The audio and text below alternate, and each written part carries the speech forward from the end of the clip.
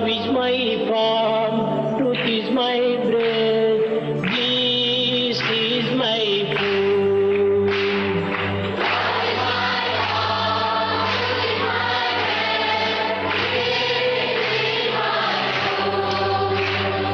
Love is my form, truth is my breath, bliss is my food.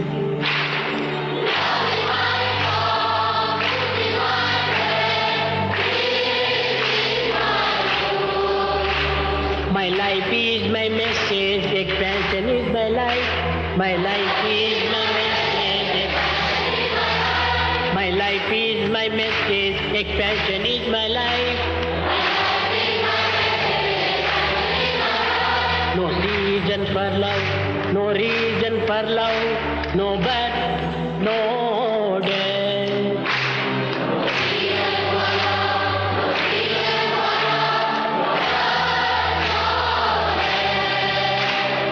Prema Satya Ananda, Shanti Satya Ananda.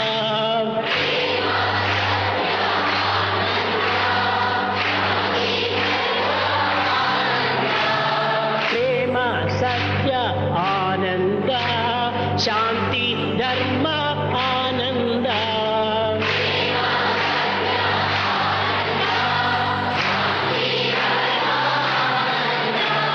Shirdi Sai Patti Baba Jai Jai. Shirdi Sai Patti Sai Prema Sai Jai Jai. Love is my form, truth is my breath, peace is my food.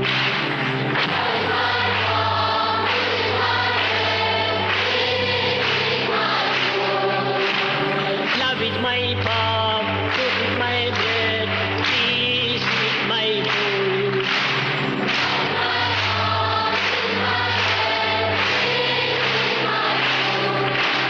Love is my form, truth is my breath, peace is my food.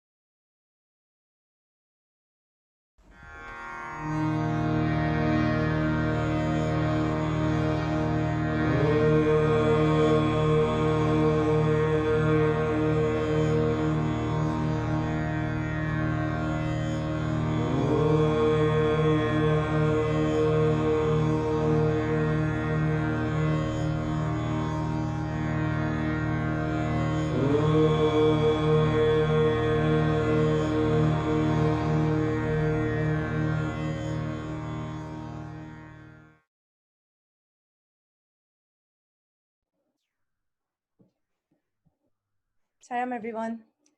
Welcome to Effective Leadership Workshop Series, Session 9 on Strategy Deployment by Mr. Jaggu Jagannathan. Before we go on to the session, here are a few Zoom keeping announcements. Kindly stay muted and keep your videos on. Feel free to type in your questions in the Zoom chat box at any time. They'll be moderated throughout the session. If you'd like to unmute and ask a question instead, please use the hand raise option under the Participants tab, and we'll call you at an appropriate time without interrupting the flow of the session. We'll be using breakout rooms for this workshop. Check out the timer at the top to know how many minutes you have left in your breakout rooms. Even if you've left it by mistake, you'll be able to join back by clicking on the breakout room icon. So the module we're currently on is strategic focus, and we had a very insightful session with Mr. Sunil Kasturi last week on strategy development. We started off by discussing what strategy is and the importance of strategy by taking the company Blockbuster as an example. Blockbuster was once at its peak, and it filed for bankruptcy in just about 6 years because of lack of digitization and the agility in transforming the business to compete with the rest of the market. We then delved deep into a business case about Share with Love Industries, a nonprofit organization that operates a series of thrift stores across the country. We did a couple of breakout sessions around SWOT analysis and to tweak the mission, vision, and values of the company. With this, we'll be moving on to the strategy deployment session this week by Mr. Jaggu Jagannathan. Mr. Jaggu is not new to us. He started off ELWS Phase 1 by leading the Business Excellence session. He's also been serving as the program director for ELWS. We've had the opportunity to work and learn with him very closely throughout this whole process. Mr. Jaggu has about 40 plus years of experience in senior leadership management positions in a variety of industries such as steel, auto, information technology, and quality management services. He has trained thousands of executives all over the world in business excellence, excellence in leadership, and time management, and is currently the director and co-founder of Gurukul Learning Systems. He is the author of 2 books, and I believe he's writing his 3rd one right now. Mr. Jaggu is also a visiting faculty at Satya Sai Institute of Higher Learning, where he has been teaching business excellence to the senior management students for the last 5 years. A more detailed bio with all of his achievements is listed on the website. To share a few fun things from Mr. Jaggu's life, he has run a couple of half marathons. He's climbed Mount Sherman at Colorado, that's 14,000 feet high. He has done zip lining, parasailing, and reverse waterfall rappelling. So with that, we welcome you, Mr. Jaggu. Sairam.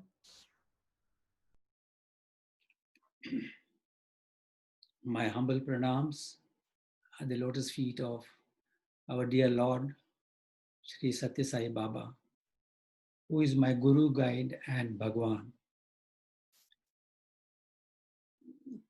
Thank you very much, Madhu, for that introduction. All those achievements are nothing but big zero. And you can add a number of zeros, which has got no value, except when you have Swami with you, who is the only one. And then followed by a number of zeros, it automatically gets the value addition. So it's all Swami's doing, and I owe everything to Bhagwan. Today we are talking about strategy deployment. Like what Sunil had discussed last week. This week we are going to discuss in this session we are going to discuss about strategy deployment and a part of implementation. A very quick breakdown of the events that you can foresee here is a quick recap on what has been covered. We heard you from all the feedback forms that breakout sessions are more interesting and more time is required. And we have taken care of that in today's session. You will have a long breakout session where we expect you to participate wholeheartedly. And we also saw that the pre-work sessions were very helpful.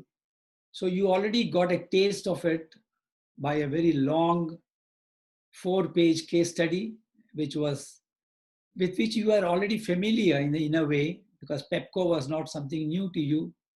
You had done the assertiveness training program earlier, in which PEPCO featured.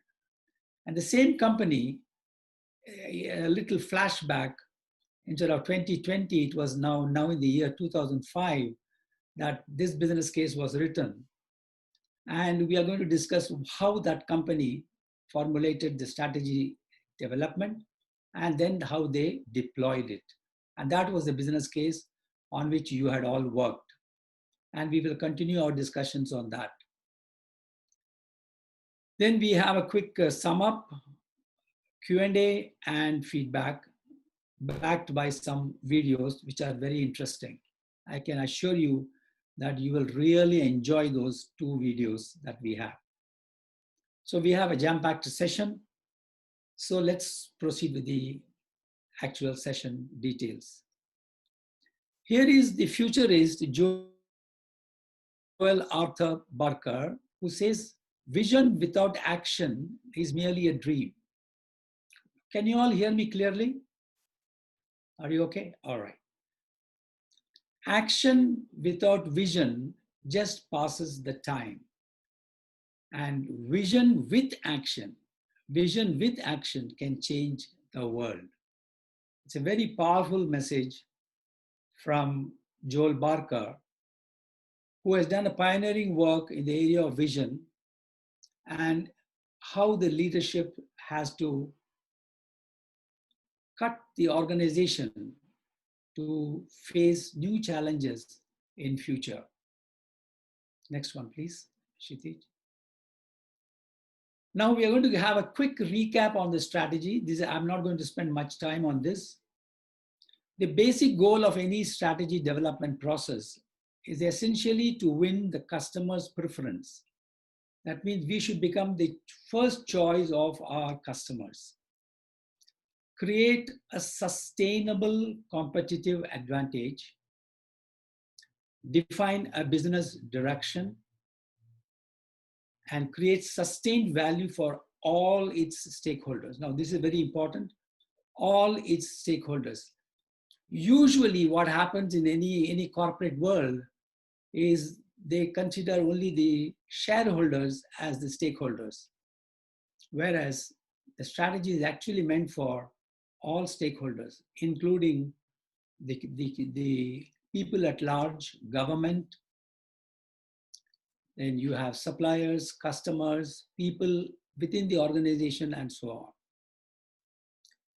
Why have strategy? Strategy is essentially to strengthen the overall performance of the organization, its competitiveness, and to ensure that it succeeds in future as well.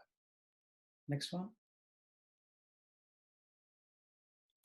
Now here are some of the strategic terms which have been used. Some of you who were absent in the last class, am I right? I think I didn't see Kapil, I didn't see Lakshman last week.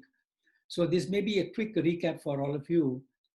What is a mission? Mission is the purpose of the organization. What needs to be accomplished? Vision is the direct goal, how we need to be perceived by our customers and other stakeholders. Values are the guiding principles. For example, you can have integrity, excellence, fairness to all, or diversity, safety, etc. And strategy is actually the game plan. How I'm going to play the business in my organization, for my organization, and how it is going to help me place my products, segmentation of customers, segmentation of the geographies, and so on and so forth. Next one. There are several influencers who decide what should be the strategy. For example, one of the influencers is the past performance itself. There's a tremendous amount of change which is taking place in technology, in the market conditions, geopolitical conditions. It is never stable. We may be entering into an area like Turkey, and suddenly you find that the political situation has changed, and therefore one has to withdraw, and so on and so forth. So a lot of changes around us. And Jack Welch, the neutron Jack as he was called, the exemplary GE chairman, he said, when the rate of change outside the organization exceeds the rate of change inside the organization, then the end is near. End is very close to the organization. Because if you can't cope up with the changes outside, then you can't do anything about it. So the rate of change inside has got to be much faster than the rate of change outside. The environmental changes, the changes in government regulations, and there is something called the blind spots. Can you see the blind spot? Can you highlight this? Yeah, the blind spot. We will talk about these blind spots, and there is a very subtle mention in the business case study as well. If you recall how Pepco had addressed blind spots in the case. Okay, now that is something which we have to be aware of. So these are all the influencers, and these have to be taken into account while formulating and developing strategy. Okay, next one. So Baba always says, right, love my uncertainty, which is the only truth. Uncertainty is the only certain thing that is going to be there. So we have to be ready to meet that challenge, and therefore we need a strategy. All right, go ahead. Next one. So we have the vision, we have the mission and values, the internal and external factors, and then the strategy is formulated to achieve the vision of the company. But the strategy part of it cannot be outside the boundaries of the vision and values. They are always guided by the mission and values, which is very important. This is the most important point I want to emphasize, that the vision can be achieved by so many means. We are not here like Bismarck, who said, end justifies the means. No, we are not here to say that. We are here that the end can be achieved by fair means, that artha can be achieved, that well-being of ours should be achieved through dharmic means. And moksha, you can have desire, but desire for moksha, ultimate liberation. So also the strategy part of it has got to be within the guidelines of mission and values. The vision, the strategy part of it has to live every day the values of the organization. And the people who are involved in strategy implementation and deployment have got to live those values every day. Okay, next one. Okay, this is the external analysis plus the internal analysis, which is very important. I think we had talked about it in the last class on Porter's model. This is a very, very famous Porter's model. He was a professor at Harvard, and he has written beautiful books on strategy. And this is the 5-force analysis, which is very commonly used in any strategy development process. The external analysis is another very important aspect, which is also called PESTLE analysis. So don't get confused. PESTLE is nothing but political, environmental, social, and so on and so forth, technological and economic changes. All these external analysis plus the internal analysis of the organization. What is our strength? What is my weakness? And analyzing what is the opportunity that we have in the marketplace and what are the threats that we may have to face. So we have to balance all these things if we want to grow in business in a value-based, value-driven organization. So, next one, please. Now here comes the important point, that if the strategy development is not good, if all factors that we just now talked about are not taken into account, and very casually, as some of the organizations have done in their strategy formulation, and the deployment is also not properly done, whatever little they have done, even that has not been done properly, the result will be a disaster. They are going to be nowhere achieving their vision. And if the strategy development is weak, but the strategy deployment is very fine, they are going ahead and implementing, it's a bigger disaster. A wrong strategy, when it is implemented fully, could lead to complete disaster. I know of organizations where, well, I shouldn't say I had the privilege to work, but But I had worked for that organization for 2 years, and the strategy was so pathetic, but the deployment was fantastic that it had to close down in 3 years' time. The organization had to close down. And this had a Japanese collaboration. It had invested hundreds and thousands of crores of rupees in getting land, and tremendous amount of effort was done, but all that was complete disaster. So I was wise enough to leave the organization well before the disaster took place.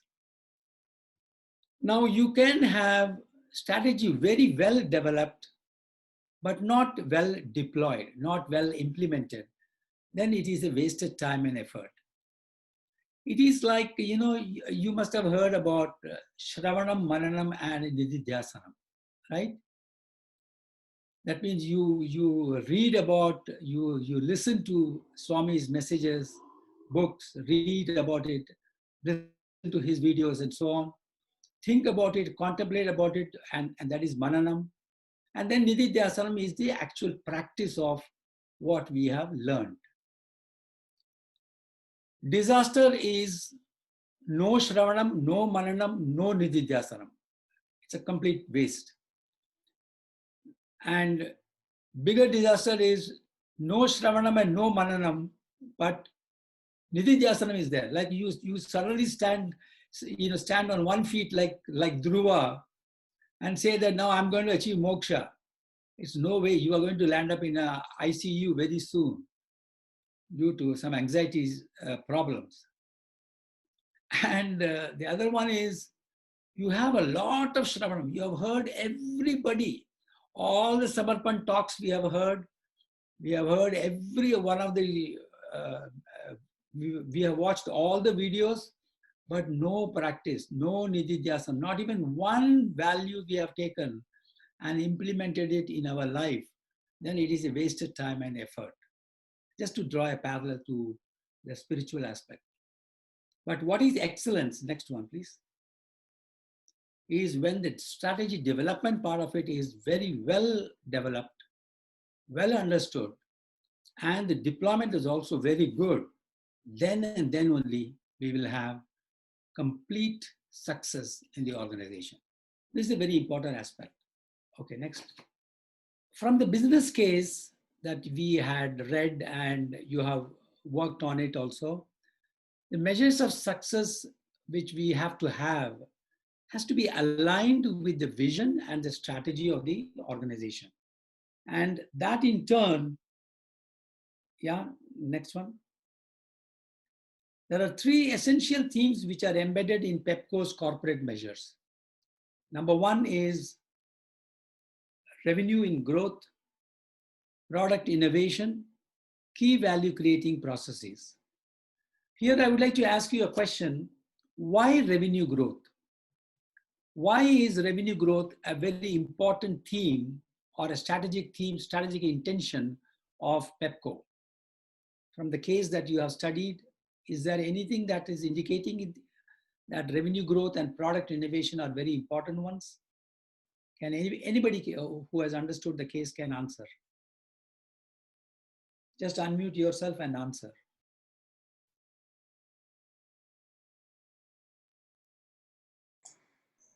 Maybe a competitiveness is more. Competitiveness is more. So if the competitiveness is more, how will the revenue growth be an important theme?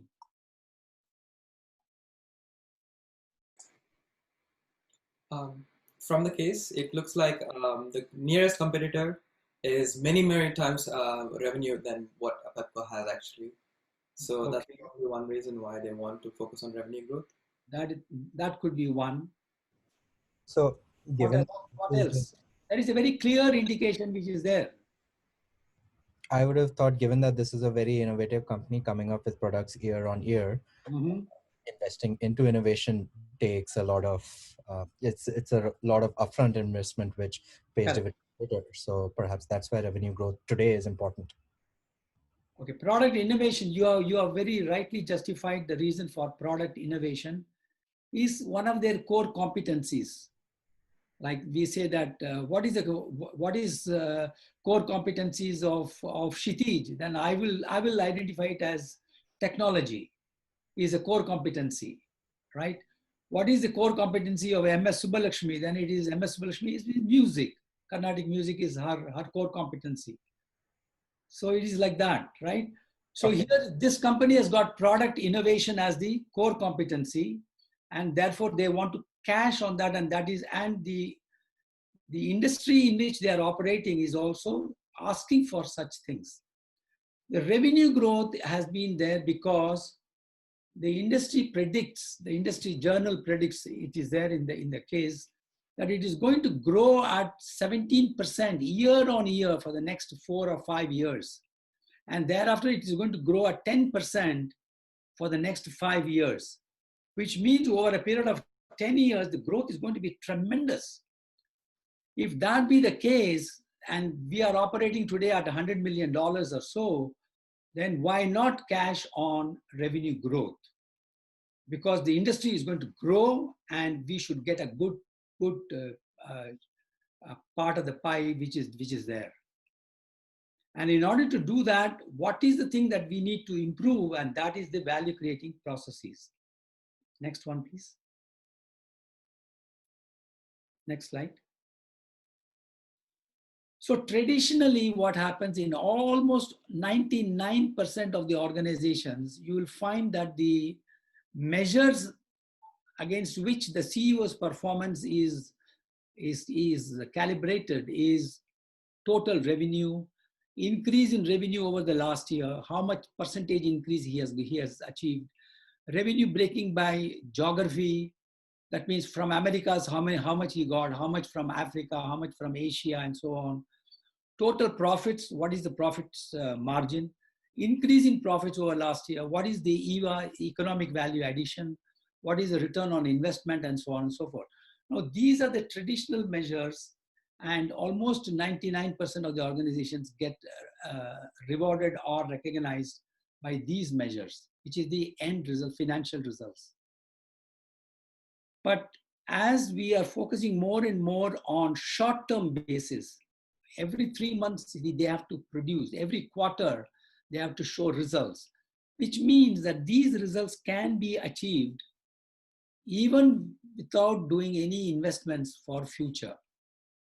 Like for example, you can cut your R&D expenses and still achieve some of these results. Your ROI can be shown very high by cutting down the investments, and the returns will always be good temporarily. For a short period of time, yes. And the CEO is happy that he gets his bonus, millions of dollars, and walks away after 2 years. But if he was asked to continue for 20 years and manage the show, even at the end of 20 years, he has to show improved profitability, then it becomes a challenge. Then he needs to invest in people, in processes, in R&D, and so on and so forth. So this traditional measures on finance alone is not sufficient enough. And therefore, we need to go for a balanced scorecard approach. Yeah, next one, please. So in this approach, please click, yeah. What is done is the same strategic themes, those 3 themes are expressed in 4 different perspectives. And you got a taste of it in the business case that you have handled. And each of the perspectives will have its own sub-strategic objectives, which needs to be addressed, which needs to be achieved. Next one, please. So there is a good balance between the financial aspects as well as the non-financial aspects. That is a very important aspect here.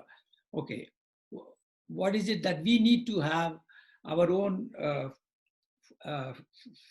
financial success? Let me make it slightly bigger for me. Yeah. Achieve financial targets to surpass the competition. And how do we do that? Click, click.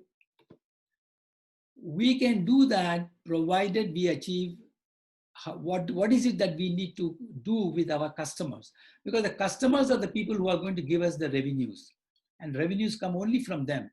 And what do we have to do with the customers? We have to become their strategic partners, the suppliers of choice, the first choice, and so on.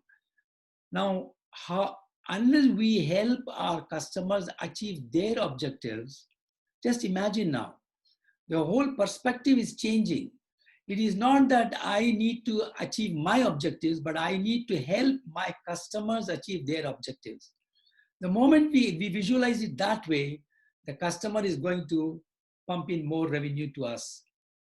So when you think of others first and then you last, this is what will happen. When we do service to others, we are actually helping ourselves. In the same way, here too, the strategic partners, when you become strategic partners with your customers, then the customers are going to really help us.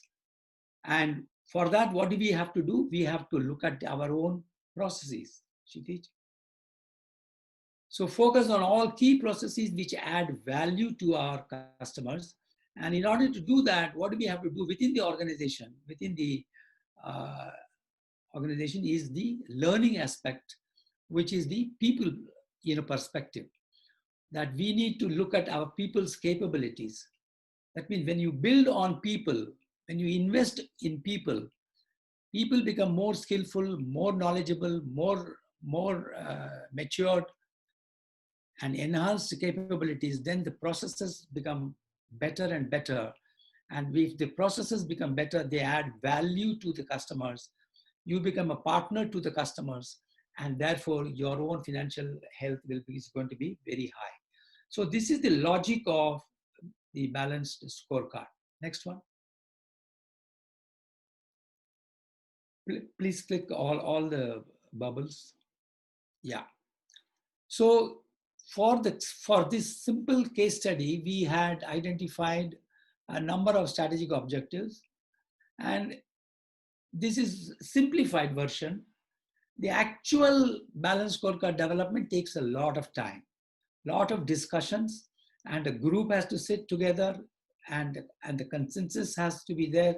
For example, when I did for TCS, when I was doing it for the United Utilities in Manchester, it took us 1 week's time, including the CEO's time, mind you, of several interviews. My whole team of 5 people were engaged in several interviews across the organization at different departments, different heads of the teams, to interview them, bring them together and analyze and identify these objectives based on the strategy that they had. And then only we could do it. Another case study that I can cite here is, have you heard of the bank ICICI in India?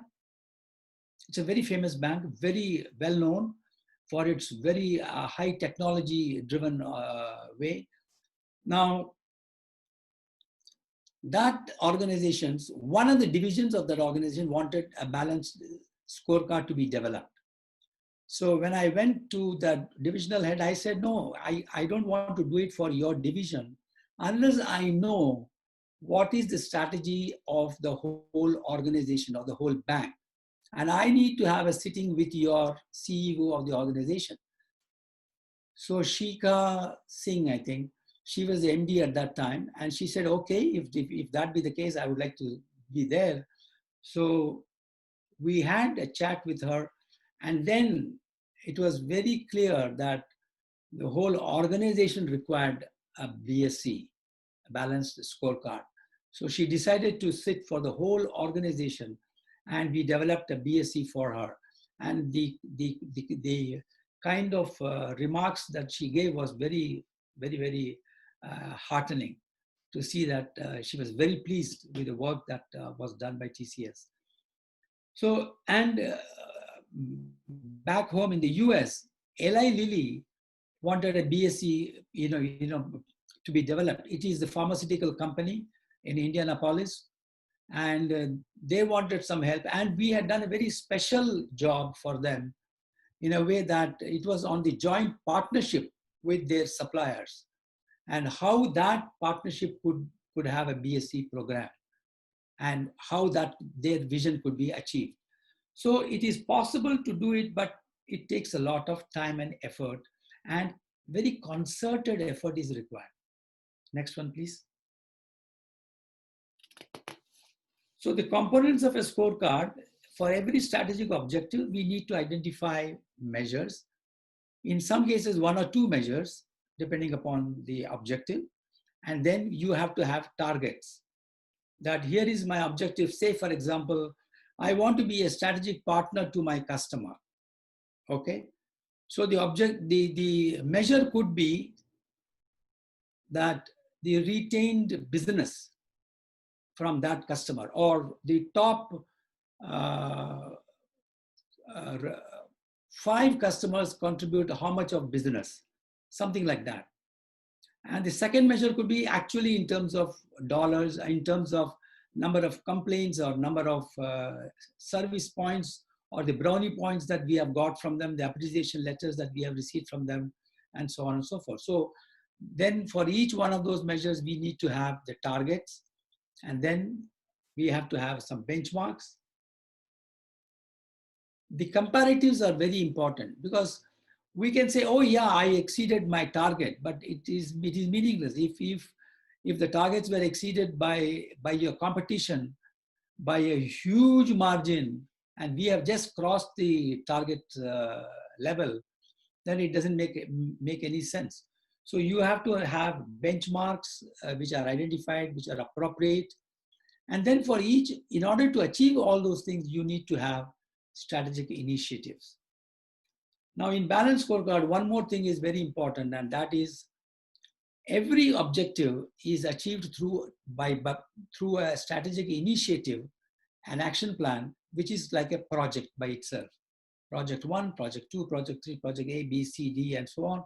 That is a project lead, and then he or she will have a team, and that is the way it is achieved. I'll tell you why of it also slightly later. Okay, next one. So this is how the balanced scorecard looks like. You have the objectives, you have the measures, the unit of measure. It could be how frequently is this measure going to be reported. And there is a clear responsibility fixed. Who is going to report this? For example, if it is a number of grievances of people registered, obviously it will be the HR head who will be reporting on that. If it is a number of customer complaints, then it has to be reported by the service head or the sales head, and so on. So the responsibility for reporting of that particular measure is also fixed right in the beginning of the year. Then the actuals achieved, the targets for the next 3 years, so they know that how are we progressing. Then the comparatives and the initiatives. So this is a typical sheet. This can be modified to suit the needs of the organization. Next one. Yeah, please go ahead. Yeah, next one. So are we really measuring our performance well? Now, this is the question, the million-dollar question. For example, environmentalists want to know how is the business contributing towards environment. Now, this is a very easy question, but very difficult to measure successfully. It's a lag measure which comes as a result of so many things. But then what is the lead measure that we have to, because it is difficult, we should not ignore. But organizations generally what they do is they measure what is easy to measure and not take the trouble of taking the steps to measure something which is very difficult to measure. Even though it may be difficult, it has to be measured, and that is what will make significant difference in the strategy of the organization. So that is very, very important. Next one. So here the balanced scorecard takes care of almost all these challenges which we just now discussed. Next one. Now we have a breakout now, and the time is, what is the time now? 4:45. 45 minutes, so we can easily give them 15 minutes for the breakout. Madhu, would you like to brief them? Sure, Uncle. What the assignment is going to be? Sure. If you can go to the next slide. I'm pretty sure that a lot of you have done the pre-work. I see a lot of you on the document. So we have a couple of tables that we all had to complete, tables 4 and 5. So tables 4, so I think, and each of you would have been assigned to one perspective, either finance, customer, process, or learning and growth. So for your respective perspectives, the goal of this pre-work was to come up with different strategic objectives along with the lead lag measure, what the unit is and what the targets are for the upcoming years and what the benchmark is, like what you're benchmarking it against. And using table 4 as a reference, the goal was to complete table 5, where you pick one strategic objective and you come up with a bunch of initiatives for that particular objective. That so as a team, you all would have worked either individually or as a group offline. But the goal of this exercise is to discuss with each other all that you have put together and then come up with one final strategic objective that you want to present to the team along with all the initiatives. So like Uncle mentioned, we'll have about 15 minutes. So like a 14-minute breakout room and 1-minute timer, like countdown timer. So after 15 minutes, we'll come back and each group will present for a couple of minutes. So we have combined customer and process groups into one instead of 2 groups each. Finance and learning and growth will still be 2 separate groups. So so we have a total of 6 groups, Uncle. So okay. Yeah, that's about it. Any questions before we break out?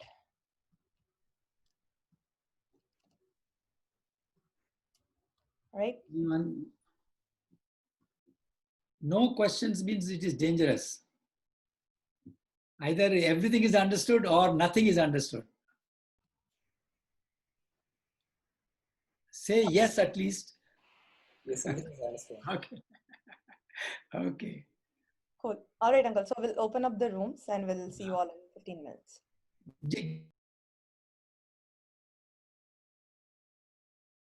Okay, how was the experience? Who would like to start the sharing? Which group? Let us start with the financial ones, is the easy one. Anyone from the finance group? Who is the volunteer? So I'm the one going to present from the finance team. Very good, Gandhi. Come on. Yeah. So the strategic objective we picked up is increasing revenue by retaining the customers. Okay. That's the strategic objective we picked. Very good. And our initiatives are... No. Please tell me, what is the target that you have taken? Meaning how much to... How much to get in the first year? So we picked up like a 10% increase in the revenue growth. 10%. This is the classic 10% syndrome.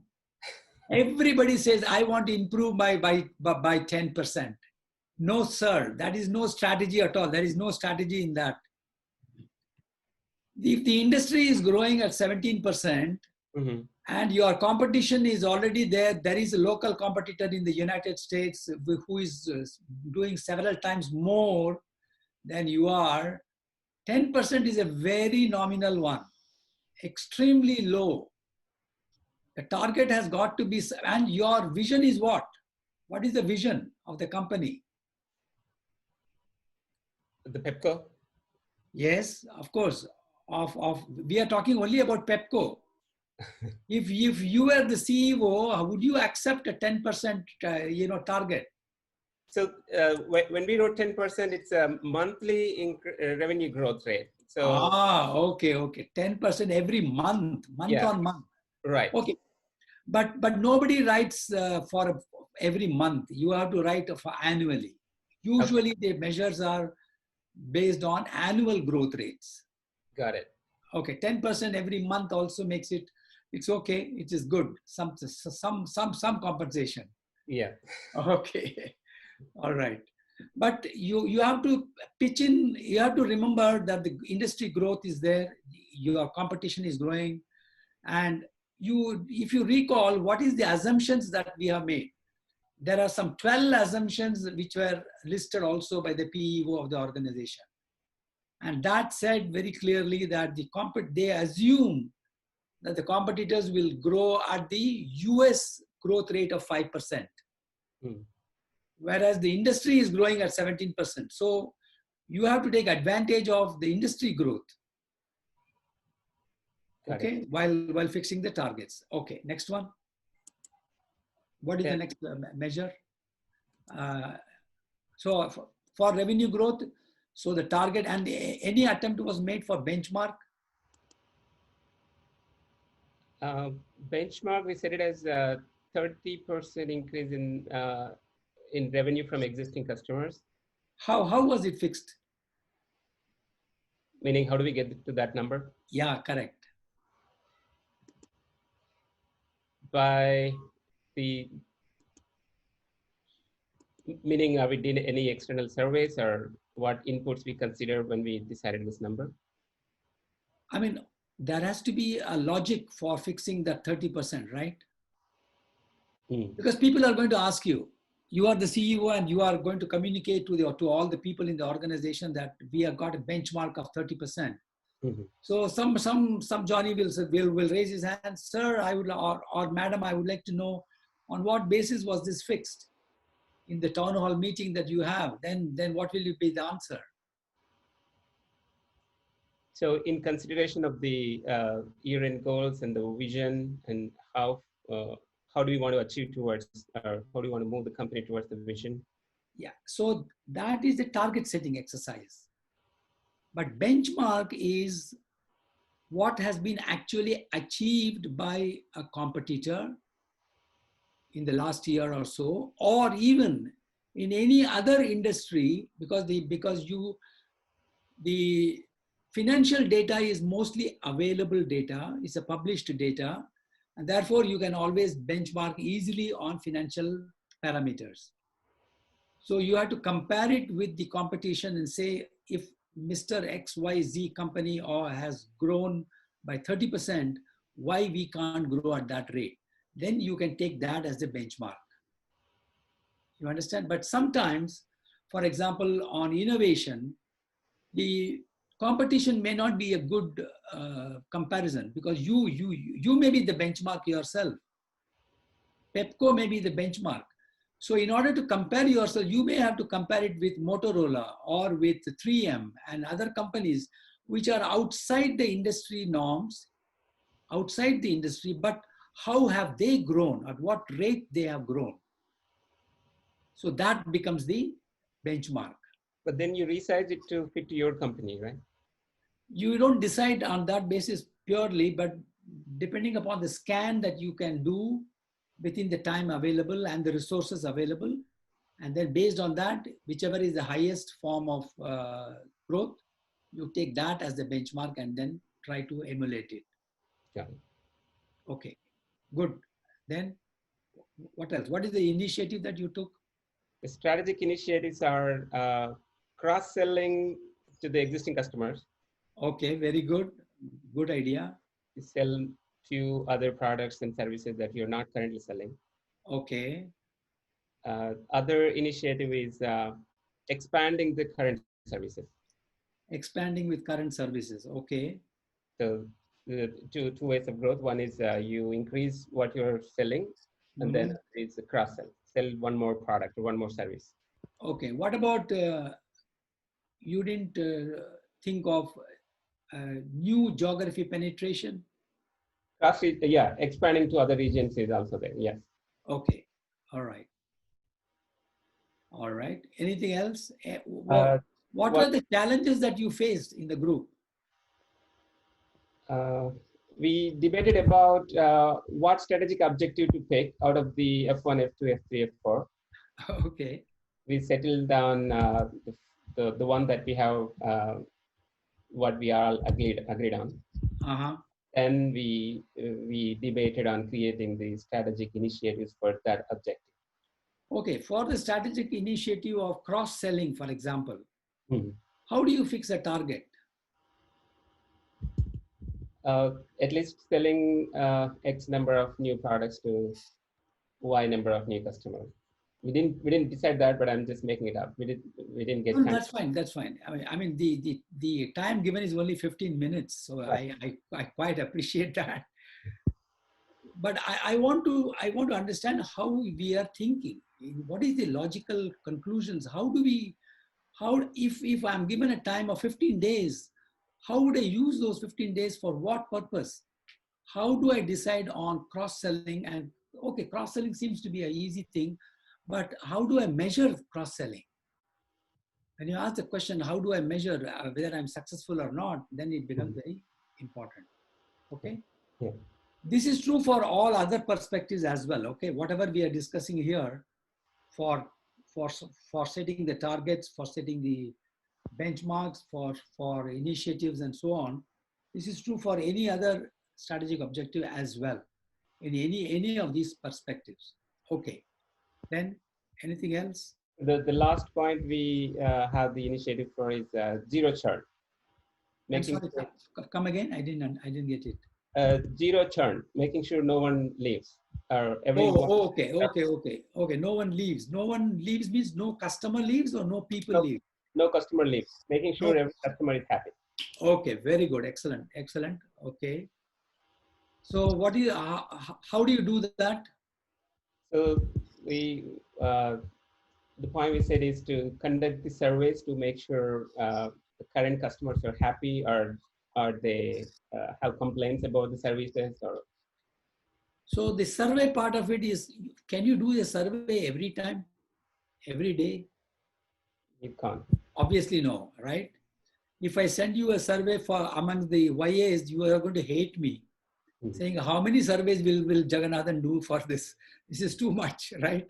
So also the customer is also very busy guy. So he would not like to fill in a form and do that. So maybe once in a year you can approach him. But that is a lag measure. So what is the lead measure that you have to think of? So that's a zero churn. Like yeah. No. But that may be too late. He's already leaving, suppose he says stop all orders to Pepco. Finished. One fine morning, you just get a letter or an email or a call saying all orders are stopped with immediate effect, period. And we are returning all the products that you have supplied to us also. And send us the check back. Then what happens? That is too late, right? Right. So we have to have a continuous feedback system established. And here the sales force and the service people engaged have got to be on their toes all the time.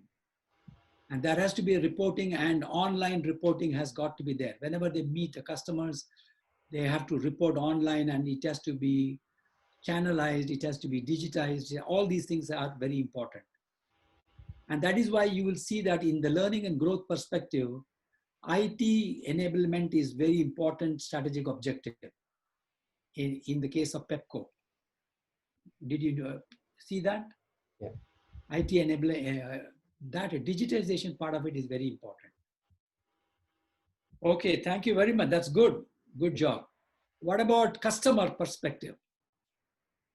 Oh boy. Yeah, Santosh is such a rock star. I hope I can do half the justice he did. But Ashwini and I were there in the customer discussion. Ashwini, please keep me honest wherever I'm digressing. So within the customers, we chose our strategic objective for which we went through initiatives to be the achieve zero customer complaints. Okay. Do you want to talk through lead lag measures first, or the initiatives we spoke through? Okay, initiatives. Okay. Yeah. So in terms of just getting to a point where we get zero customer complaints, that just means that to us, it meant that our product needs to be understanding of what the customers want, one, and two, the entire product development cycle needs to be running very efficiently. Right. So one of the points was that we'll keep asking the customer once a year, twice a year about what are the improvements they'd like to see. That's from a customer perspective. And from our own running the business perspective, we wanted to, at the very core, improve cross-functional collaboration so that all teams involved have a very clear vision of what are the goals to be achieved. It'll, at times, the localization team, at times the manufacturing team, some team might feel like they're a little more left out than the others. So we want to make sure that everybody was tight-knit in the process, such that everybody understands the path that we're going towards. And then the second part was for all the software aspects of the product. We wanted to make sure that more than other teams, at least the development team and the quality assurance team worked very tightly together. Their perspectives, their ways of seeing the world are very different, but for us to give a product to the customers that works as they expect it to run, we definitely need the QA to be operating at a very, very high quality. And for that to happen, they need to get the right input from the development team. If the development team thought of, let me implement it this way, but did not give the right KPIs, did not give the right ways of measuring that to the QA team, then the system breaks there, which could lead to issues, which would lead to customer complaints. Okay. So, one other point which could be considered is involving the customer himself or herself in the whole development process, which means that in your product development strategy, you involve the customers directly as a part of the team itself. So that the customer feels that, yes, I'm responsible for this product development, and he or she will start giving inputs to improve the product, and their usability part of it from the customer's perspective is also captured. Makes sense, Ankur. Very, very interesting. I've never really thought that that could be a possibility. But is this realistic, Uncle? I mean, I'm not sure. I mean, just like understanding what I'm asking. Is it Rajesh? Yes. Yes, it is very much realistic. Very, very realistic. Okay. Very realistic. In fact, the customers are always involved in the case of steel development, for example. When a new product like steel materials are being thought of, customers' involvement becomes very important. What is the use, where it is applicable, where and in what shape and size and quantities it is going to be required. All these things go into the entire development process. Okay. So it's only for like a new product development, or also like improvements to existing also? Everywhere you can involve the customer. Depends upon how well you have built your customer relationships. Okay. If you are so close to the customer, like in IBM, there was a word which was coined a long time back, about 30 years back, was sleep with the customer. That means you are so close to the customer that you are spending all the time with the customer. So you know what exactly is happening in the customer's premise. Okay. So if that be the case, then of course it is possible. Okay. Okay. See, customer is the king. There is no doubt about it. We have to remember that part. And if we want long-term survival, not a fly-by-night operators, then of course we have to value the customer's relationships. So customer relationship management becomes extremely critical. Okay.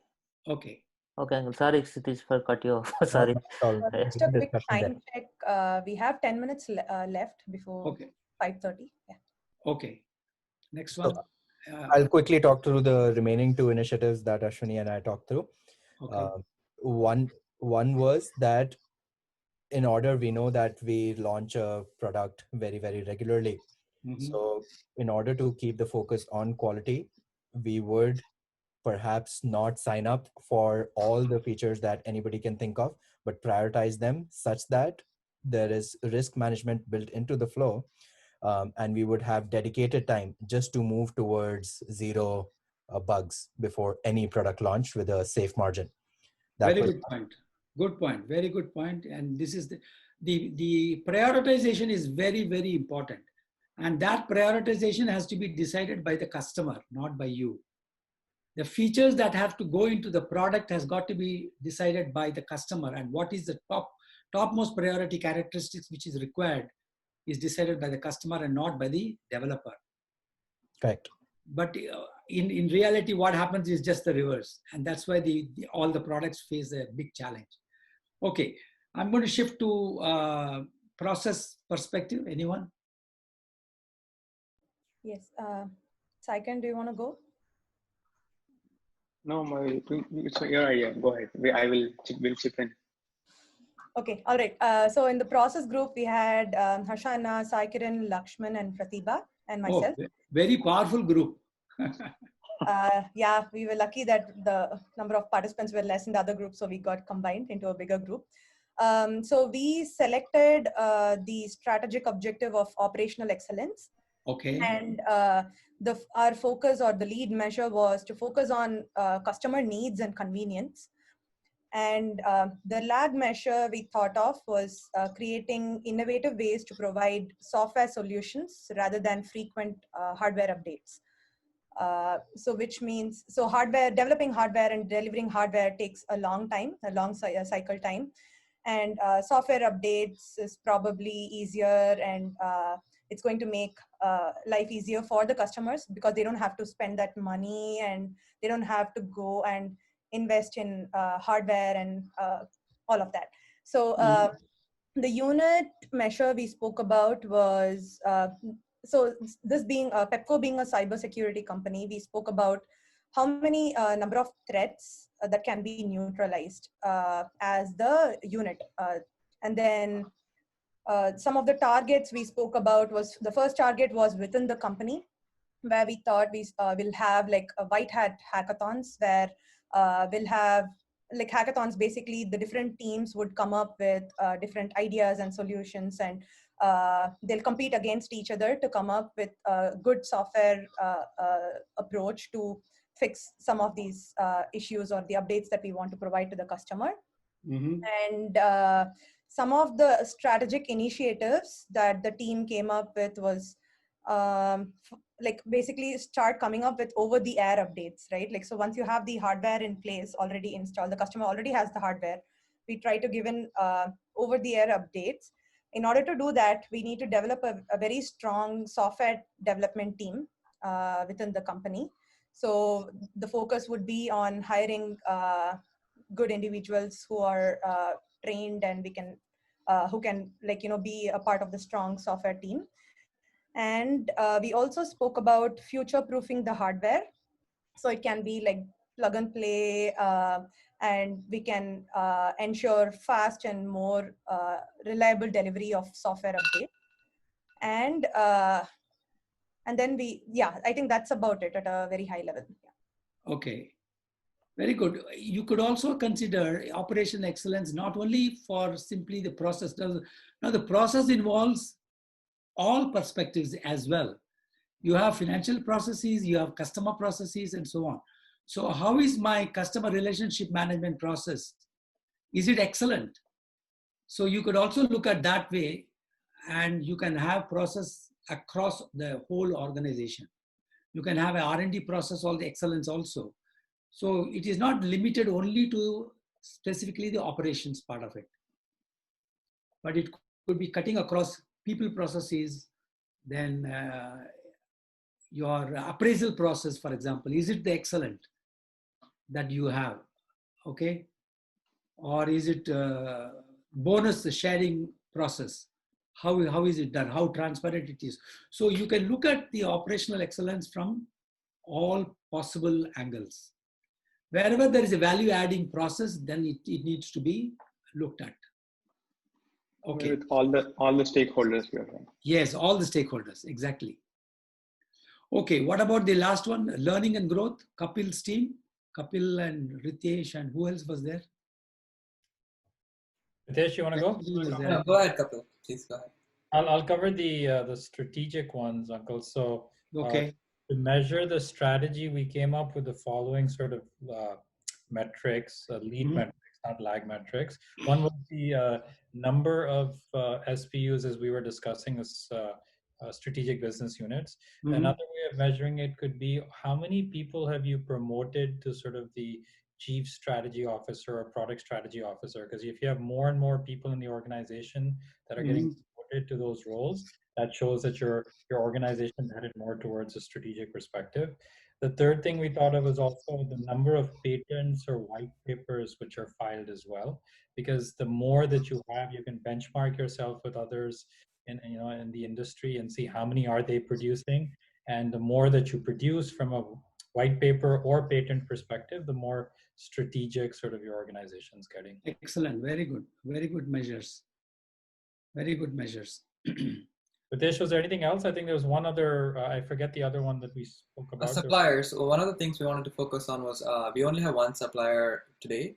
And so we wanted to see how we can improve our suppliers to improve our parity and power with the supplier power issue, actually. So that was one of the measures we wanted, number of alternative suppliers. Right. Okay, yes, correct. Alternative suppliers, development is very, very important. Yes. Okay. Any other challenges that you faced during the discussions or during this study of the case study? Yes, a couple. I'll take this quickly since we're out of time. One of the things was that this objective, it had so many parts to it. It's actually called organization, leadership, structure, culture, and processes to support strategy. There were so many aspects to it, and we had multiple measures for each of these aspects, and it was hard to pick a few and choose. No, that is perfect. The whole idea of this exercise was to trigger points of thinking, where you are absolutely correct. That is why we said the strategic objective, if you see the arrows were pointing to at least 2 measures. A particular strategic objective could have 4 or 5 measures. And you can imagine 5 lag measures, 5 lead measures, and so on. So it becomes very big metrics. So it is a complicated process. Yes, I quite appreciate that. So at that point, do we consider breaking them down, Uncle? Or do we still keep it together? No. You can break that down, depending upon how many you can handle in a particular year. You may not be able to handle all the strategic objectives in one go within a year's time. So you can handle at the most 3 to 5 maximum. Otherwise, the focus will be diluted, right? There won't be any focus at all. So the next step right after the initiatives is to actually see capacity and see if we have the capacity, and then only pick the initiatives and then work backwards again, like pick the measures. Yes, absolutely. Yes, definitely. Sorry to interrupt. We do have 2 more groups which did not go yet. Can we quickly hear from them also? Yeah, please. If you don't mind. Like Eason, Monica, Rasika, you guys were in the finance side, so we'll love to hear from you. Oh, yes, of course. Who is going to go? Monica is going to go? Yeah, okay. So we talked about similar things that were presented earlier. Sorry, let me pull it up. So one of the big things that we mentioned was being able, so cross-selling was already mentioned. So the other aspect that we considered was upselling, just because that's an easy way to increase sales with existing customers already. And then, just to keep it really brief, we talked about upselling also as a way to diversify, because if you're looking for a USP, because there's already a very big competitor, we thought this would be a nice way to gain more market share. And then a very concrete strategy that we thought was introducing bundled products, which is, a very common strategy that we see out in the market too, as a way of increasing sales within top customers, because Pepco is the sole provider for, I think, their top 10 customers. So given that we already have that comfort, we can just increase sales or just increase the size of a transaction by bundling products and just nudging customers to buy more and just diversifying to give us a USP over our local competitors. So that's what we talked about. Very good. What was the strategic initiative that you were thinking? All these things, bundling and other things, right? Okay. Good. Any other group which is left out? Yes, we have Learning and Growth, Pavi, Soham, and Rajesh, I believe. Okay. Who is going to go?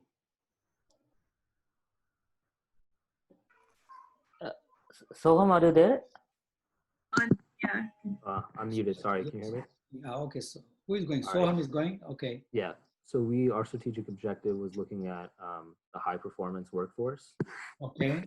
And I guess kind of the broad strategy there was considering alternative working styles and more flexibility for employees to basically allow them to maximize their own productivity. So that was the leading measure, basically providing more flexibility for employee work schedules. The lag measure would be conducting employee surveys to assess the efficacy of these measures. And our targets were boosting employee productivity. So in the first year, we would shoot for a productivity increase of 25%. In the next year, an additional 25%. And that was just based on industry benchmark, which is around 15% from giving employees more productivity. And we thought we could outperform due to the ambitious nature of the group and the good internal communication that they had. Okay. Kshitij, would you like to go back to the slide presentation? Thank you all for sharing. Thank you for sharing. And one very important thing, did any of the groups discuss about the assumptions being questioned? You remember the assumptions which was listed? Some 10 to 12 assumptions were there.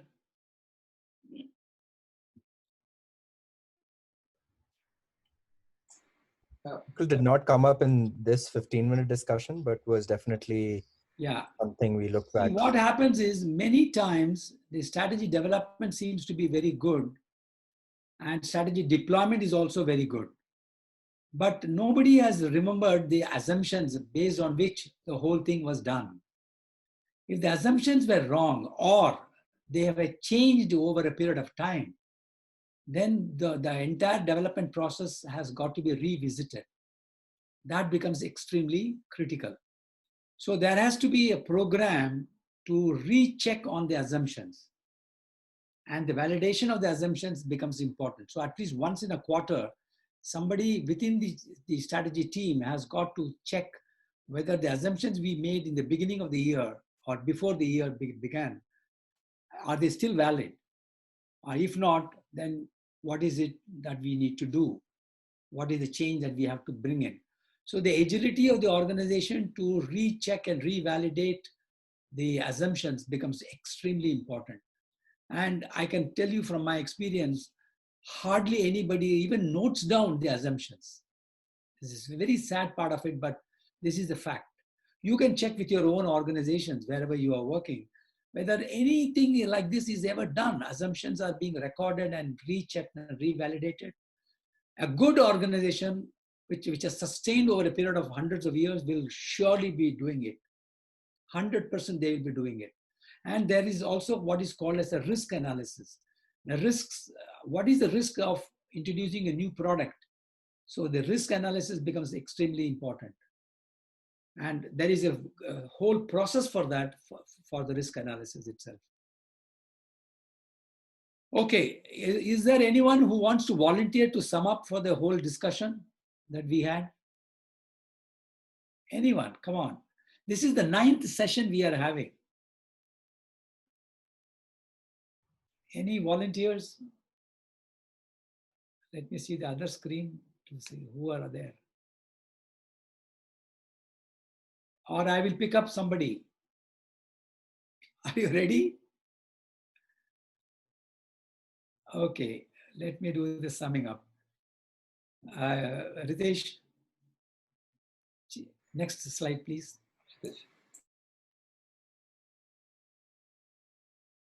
So the balanced scorecard approach, you got a taste of it. It is only a taste.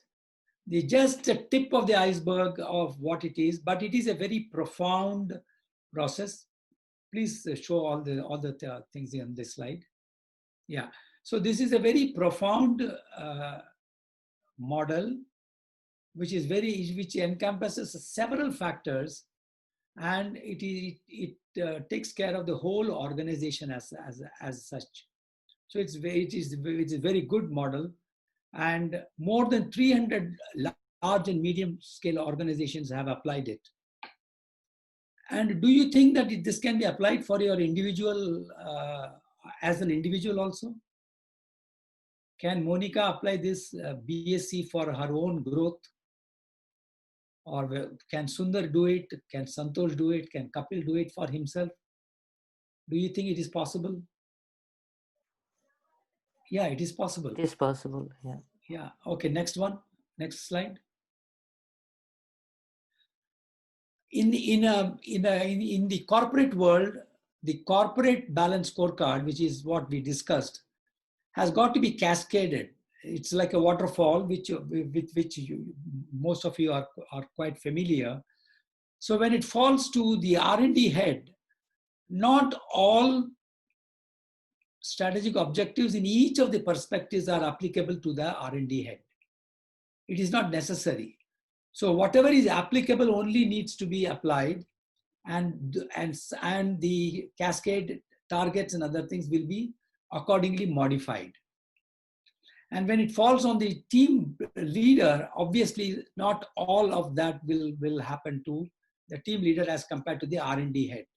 And to the team member, obviously it will be different. So even the cascade part of it has got to be extremely carefully handled. And there has to be a total transparency in the whole thing. Then it becomes easier for people to understand and appreciate as to why she or he is doing what they are doing, and how it is aligned to the vision, mission, values of the company. That becomes extremely critical. Next one. So what are the various advantages? Number one is it aligns with the vision and strategy of the organization, because it starts with that. It is starting, and the whole BSc development takes place after the strategy has been developed. The process of BSc development ensures better understanding of this whole thing, because there is a lot of discussion process. The consensus process brings in better understanding of what it means, why this particular target, and so on. Like the way I was asking Santosh on the financial things. Why this particular target? Why not something else, and so on. There's a good balance between financial and non-financial measures. So every stakeholder is well addressed in the balanced scorecard. Line managers feel more motivated. They feel energized because they know that I'm part of the strategy building process. I'm in the strategic initiatives. What I'm doing is very important for the company. And the organization is able to support both run and change the business. Now, what is this run and change the business? Do you understand what this is? Any volunteers? Anybody understands? Or we will go to that particular slide. After the thank you slide, I have kept one in the backup. Can you go to that slide, please? Kshitij?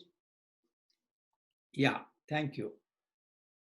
Run the business and change the business. Now, you see, whenever a strategic initiative is taken in the company, you have to fulfill that strategic initiative. At the same time, the CEO and the whole organization cannot stand still waiting for the business to complete only when the strategic initiatives are completed. You have to run the business with whatever you already have on your plate. So the responsibility levels is what is shown here. For example, the top layer is for the CEO of the organization, where he has a high responsibility for bringing in the change in the business, not to run the business. But if you are short-term focused, if you are only focused on profitability quarter on quarter, then he is going to run the business. He is not going to change the business. And that's where the problem comes. So the big chunk of activities of the CEO of the organization is to focus on changing the business, supporting the strategic initiatives, supporting those teams, providing them with the necessary budgets and so on, spending his time for reviewing on those important projects and so on. Whereas the other levels, as it goes down, they are running the business more than they changing the business. You understand this concept? So this is a very critical thing, and it can happen to anyone. You have to run your show, at the same time you have to change the business. It is like you have a house and you are still remodeling the house. So you can't close down the kitchen, but you are still running the temporary kitchen, so to say, but whitewashing the other room. So it is like that. So you are changing, at the same time you are also running the business. Okay, go back to that slide, please, Kshitij. So that was that. So the next slide. Q&A. It's all your time now. I'm going to eat into your time. I have a question if I could go. Sorry, Sure. Madhu. I was just going to at least formally conclude the session, so people who have to drop off can drop off, and then we can do the extended Q&A. Is that okay, Uncle and Kapil? Okay. There was a feedback video also that Uncle wanted to show, right? So can we can do that before the Q&A? That is another second video which is also there, but first is Q&A. Q&A is more important. People should not go with any questions in their minds. That should be clarified here and now. So okay, Kapil. Very quickly, Kshitij, if you can switch to the bookend slides, if we can just tell the people that are to drop off. If you can move on to the next slide. Yeah, so we do have one last session coming up on time management. It's not going to be the upcoming weekend because it's the long weekend. It'll be the weekend after, the weekend after on September 12th from 4 to 5:30. That will be followed by 30 minutes of closing ceremony as well. So please block off your calendars between 4 and 6. And if you haven't registered, please do so. That's our last session for phase 1, and it's going to be really nice end to the whole series. And then, yeah, like Rishma just sent out the registration link and the feedback form in the chat box. So please do share your feedback, and please do register if you haven't already. So with that, we can go back to Q&A right now. Thanks, Madhu. So Sairam, Uncle, the question I had was around, so balanced scorecard, and is obviously a very powerful mechanism of measuring with these lead metrics, lag metrics as well. But is there a reverse side to this as well, where some organizations get stuck in measuring too much, right? There was a physicist who had called Heisenberg. You may have heard of a statement that he used to make, that you can't measure something without affecting the outcome, right? Put another way, that the more you measure, the more you're slowing those teams down, right? So how do you draw that balance between measuring too much and measuring too little?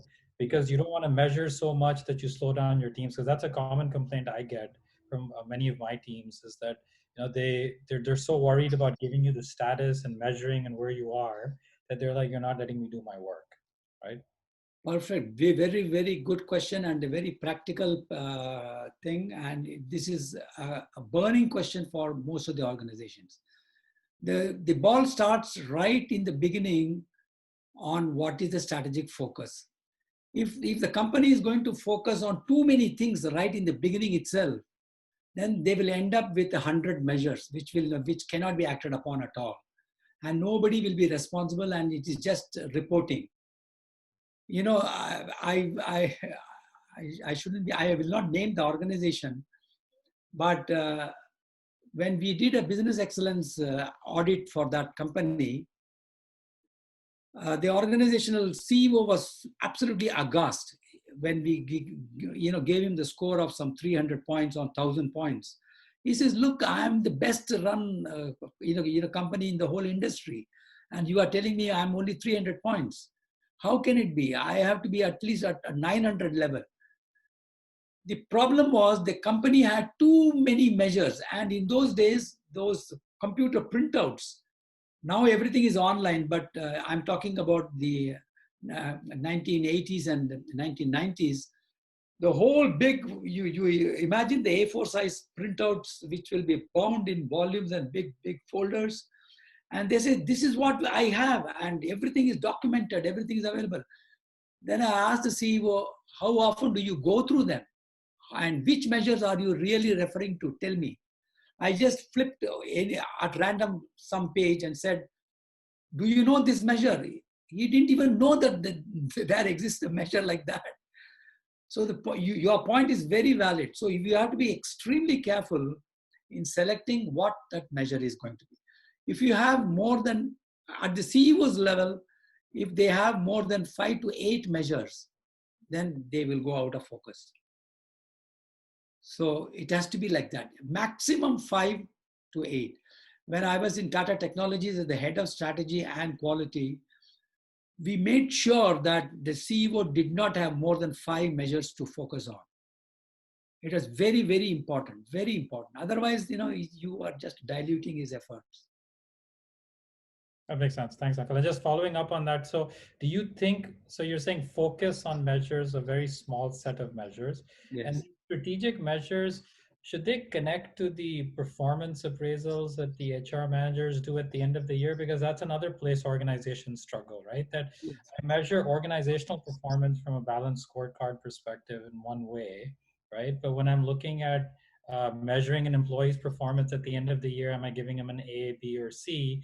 Like those measures are very different sometimes, and it's hard to link those two. Should they be linked, or should they, in your mind, be separate? No, they should be linked.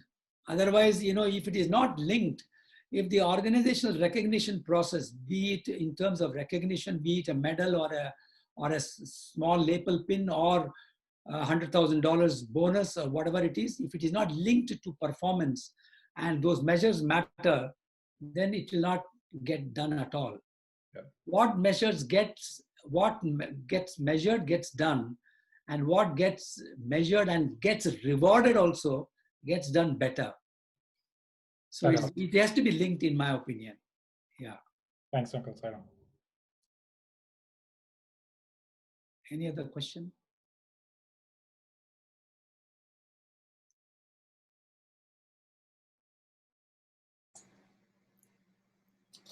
If there's no other questions, I could go, Uncle. So you said that balanced scorecard, it generally takes a lot of time to do it. How often do companies do it? Do they do it now and then use the same scorecard and just slightly iterate over it next year? Or how do you see it being done? Very good question. It is not iterated because the strategies can be changing, right? Depends upon, you start with a strategy. You don't iterate a strategy because a strategy is, that is why in the BSc scorecard, if you see in that blue table that we had, you will find that the targets are for 3 years, not for 1 or 2 years. So it will get changed only when the strategic objectives get changed. If the objectives are changed, naturally you have to change the targets, and you have to change the measures also. Uncle, that brings up a good point, Uncle. One of the other challenges that I've seen is that, you set a strategy, right? You go upon a 1-year journey to actually execute the strategy. Right. When you're in month 3, you figure out that strategy needs to be changed, right? You got to start all over again. So with organizations going more and more agile, right? And with speed being the only driver, right? Right. Do it as fast as possible, right? The whole concept of strategy and plans, especially in technology, right? We used to look at 5-year roadmaps, 3-year roadmaps, and now it just doesn't make sense anymore. So you have to sort of adjust the balanced scorecard as you're executing the balanced scorecard. Correct. Absolutely. For the technology-driven companies and technology-driving companies, the time horizon could be 6 months. The strategic horizons I'm talking about, it could be 6 months. But if it is a steel plant, then it could be 10 years, because when you have to, put in a cold rolling mill, the investments are so many millions of dollars, and the investment is so high, and you have to get the returns and the starting point. The completion of the project itself could run into 18 to 24 months. So those are the kind of industries, brick and mortar industries, like auto industry, for example. Auto industry at one point of time had a horizon of 10 years, but now it is talking in terms of 1 year. So the horizon is shrinking, definitely. But thanks to the IT enablement. So IT is definitely helping in shrinking the horizons, the time horizons. And to that extent, people have to be educated, made capable of understanding that kind of working, systems. So agility is one of the critical parameters of a good, well-run company. How quickly, and therefore for example, I mean, without naming anyone here or in the political arena, we know what is happening, right, in the whole world as such. And one move by one political leader can affect the whole industrial climate, not only in technology, but in terms of any other thing also. Okay, one agreement is not signed off or withdrawn or discussed, the whole thing can become completely different. So you have to be very agile and very practical at the same time.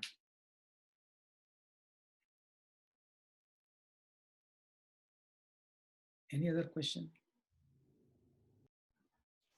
I can, or sure. Rishma, you have something?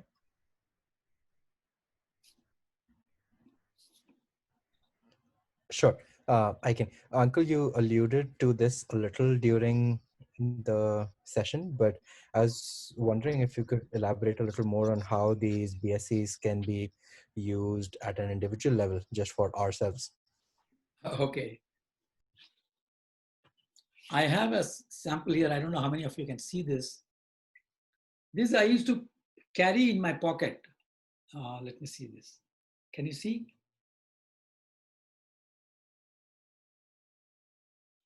Yes, Uncle, we can see. I had divided my own personal things like into four perspectives. This was a long time back. Professional, social, family, and personal. And I used to put it in my pocket and carry this. What is important is you have to identify for each one of your perspectives, what is the big rock you want to achieve? The big rock concept, like what Kapil said, how can you focus on too many things? If you have too many objectives, too many goals to be achieved, then you can achieve nothing. So identify only one or two or just two big rocks in each of the perspectives. In my corporate world, what could be the perspective? Kshitij, I don't mind you showing the slide on the last but one slide. I don't mind. Oh, give me 1 second. Yeah. Pratibha, to your question about the video, we'll share the links with you and we'll also add it to the post LMS section on the website. So okay. you can view the video later on as well. Yeah. Sure. Thanks, Madhu. Yeah. Now this one, this was a scorecard which I had developed for myself on the 6th of February 2002. That date is very important because that was the day I joined Tata Consultancy Services. And by that time I was already into Swami's fold, and so the mission of this life was quite clear to me, that it has to be self-realization. Vision was I called it positive self-transformation, but now if I were to rename it, I would call it I to I, small I to big I. And the values were, of course, the five human values enunciated by Swami. Now I want you to look at the the corporate perspective. The strategic objective when I joined on the 6th February, it was very clear to me that we have to win the most coveted JRD Tata Quality Value Award, which was given to that organization which had exhibited excellence in running the business. And there were different score bands to be achieved. When I joined the company, it was around 200 points or something like that. So obviously in the year 2002-03, I joined in 6th of February. So the year was already ending and the assessment had not been done yet. So I had to really step in and decide as to how to do this. Because of my background in Tata Steel, which had won the award during my time, I could easily guess and bet on what score band can I get in. And accordingly, all these things were fixed. And believe me or not, it was handled like a project.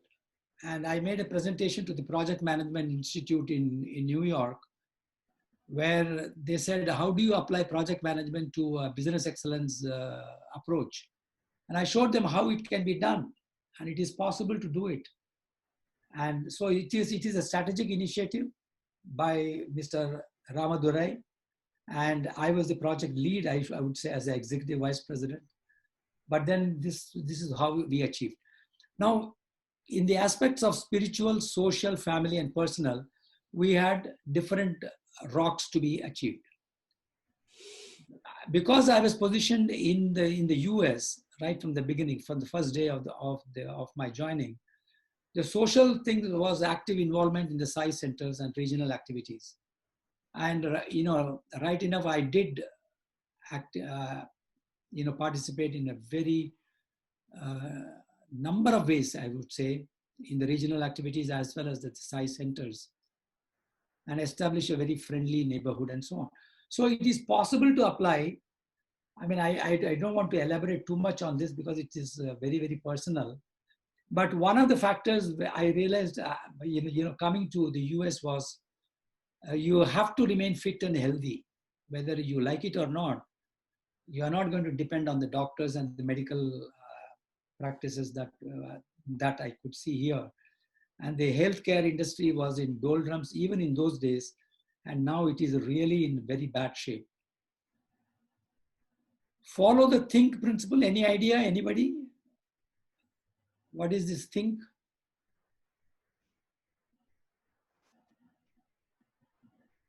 Think is for when we speak. What do we speak? Do we have to entertain gossip? Do we have to entertain casual talks? Do we have to entertain some jokes just to break the ice and so on? All these things are, while they give you a lot of pleasure, but they don't mean anything at all at the end of the day. So think principle is major part of our talking has got to be whether it is the truth. First ask yourself a question, whether I'm speaking the truth in line with the values. Is what I'm going to speak, is it going to be helpful? If it is not helpful, then don't speak. Swami is very clear on that, right? He says you remain silent all the time. If I is for inspiration, if what I'm going to speak is not going to inspire people, is not going to be helpful, it's not truth, then why speak at all? Is it necessary to speak? Is it necessary for me to speak to anyone? Yes, it is necessary. Then is my heart filled with kindness, filled with love at that point of time? If it is filled with anger, then it is going to be a different language which I'll be using. So make sure that it is the truth, it is helpful, it is inspiring, it is necessary, and the heart is filled with kindness, then and then only speak. Now it is very difficult to follow this. I don't say that it is very easy to follow. It's a big rock, and therefore it has to be practiced. You have to remain conscious about it. So the CIA, constant integrated awareness, has got to be followed here. And I established a Sai Nilayam is nothing but my own home. I wanted to have a home here So that was done in the year 2005, March 15th. But finishing the second book was delayed. It could not be done in 2005 and 6 for various reasons. I failed here miserably. Even though it was a big rock, it failed. The second book could be brought out only in the year 2018, end of 18. So it was a very big gap. I hope I am able to finish the third book by the early next year. So this is what I wanted to share, and it is possible for each one of them. Adhering to Swami's messages and living his way and intensifying the spiritual sadhana is something very, very important. And I must say that that the young adults today are doing a great job in this spiritual path as well. The kind of commitment that you are all showing. Probably I had not shown that kind of commitment when I was very young, but the wisdom has come very late for me. But for you, it has come much earlier, which is a very good thing. Very, very good thing. I must congratulate all of you for that. Yeah. Thank you. I just wanted to quickly add that perhaps what we could do as part of this course is provide a pre-fill, because Swami has pre-filled your mission, vision, and values almost, right? Yeah. So we should provide a pre-filled template to all the young adults to fill their own balance scorecard using the Sai values. That's one of the things we could do. Yeah, because we have different concrete roles to play. We are brothers and sisters. We are daughters. We are corporate citizens. We are social animals. So we have different roles, and for every role we have to have certain big rocks to achieve. And all those rocks are again guided by the vision and mission and values. So if we can embed the values in our activities, in the way we perform them, then it becomes a beautiful flower. This was a beautiful example. Thank you for sharing this. Kshitij, thanks for asking the question. I think it just makes it come alive. And I think as you were talking through it, became clear. And not only can you apply the scorecard, but you also have lead metrics that get applied in each one of these cells as well, which is pretty cool. Yeah, correct. Thank you. Anything else? Don't feel shy or awkward to ask me questions even after this class is over and after the ELWS is over. Anytime you have my email address and the phone numbers, you are most welcome to ask me questions. And may I know the titles of the books, Uncle? Sorry? May I know the titles of the books that you wrote? Titles of the book. The first book was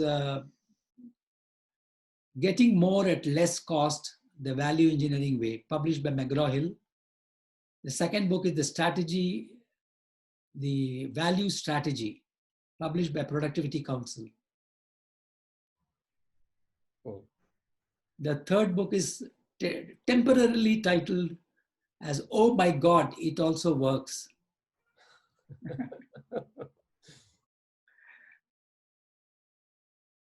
Nice. Well, if there are no other questions, thank you so much, Uncle. I think strategy focus is like such an abstract topic for all of us, just because how we are all in different stages in our careers.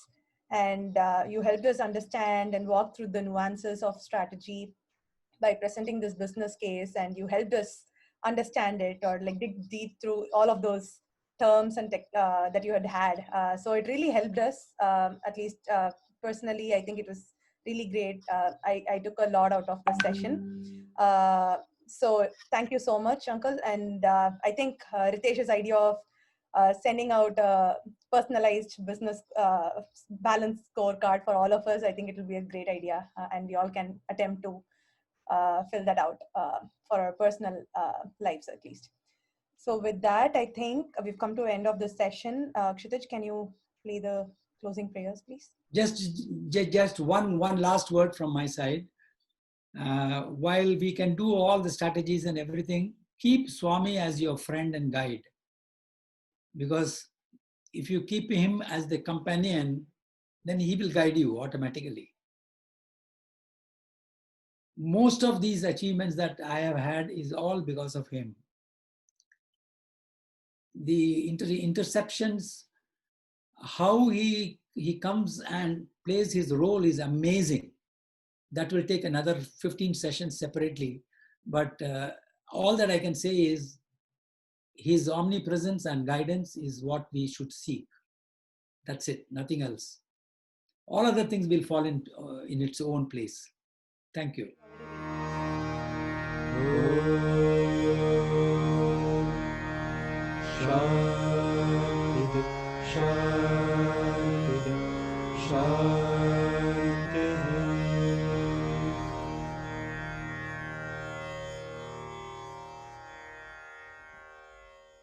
Sai Ram. ॐ साईश्वराय विद्महे सत्यदेवाय धीमहि तन्नः सर्वप्रचोदयात् ॐ साईश्वराय विद्महे सत्यदेवाय धीमहि तन्नः सर्वप्रचोदयात् ॐ साईश्वराय विद्महे सत्यदेवाय धीमहि तन्नः सर्वप्रचोदयात्